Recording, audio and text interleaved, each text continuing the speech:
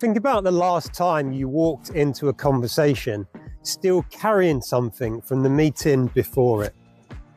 You probably walked in, sat down, went through the motions without realizing there's potentially a large gap between how you thought you were showing up and how others actually experienced you. Research on emotional contagion tells us that our team picks up on our mood or state within seconds of us entering the room. So if we turn up to a meeting or even work first thing on any given day, stressed, distracted, or still mentally in the previous meeting or conversation, that shows and our team will pick up on it.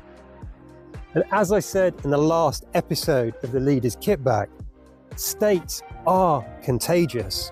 So if we do walk into a meeting still bringing with us stuff or emotions from the last meeting, then that doesn't just affect our performance, but it affects everyone's performance around us. Yes, it's absolutely true that we can't always control what happens to us.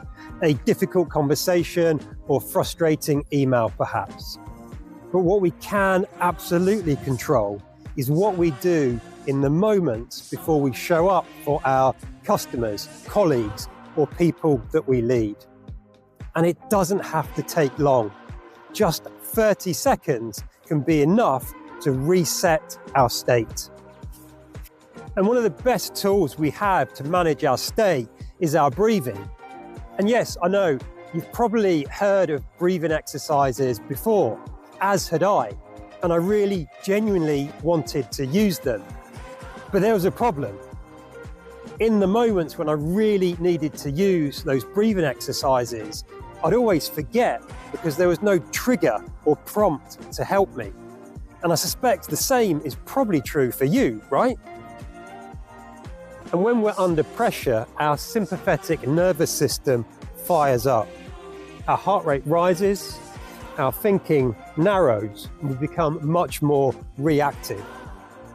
But by using some of these breathing techniques, we can activate the parasympathetic system, which quietens some of the noise in our head, enables us to think more clearly and become more focused and present. I've got one lesser known breathing technique to share with you. It's called the physiological sigh.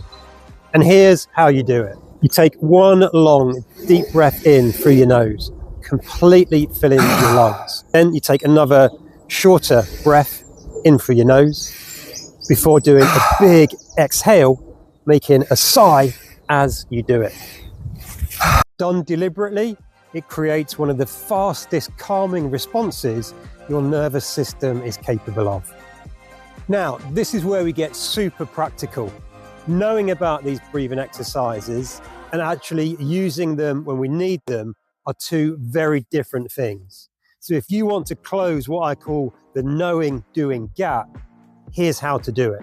Set 3 alarms on your phone. One for just before you start work, one around lunchtime, and one towards the end of your working day. And label them with something that relates to breathing. Breathe, reset, state, whatever works for you. And when those alarms go off, do the physiological sigh, or just take 3 long, deep breaths. 30 seconds and you're done.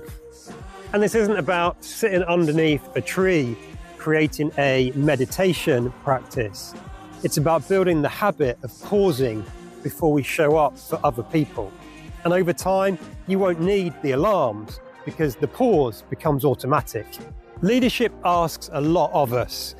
It asks us to show up consistently, even on the bad days.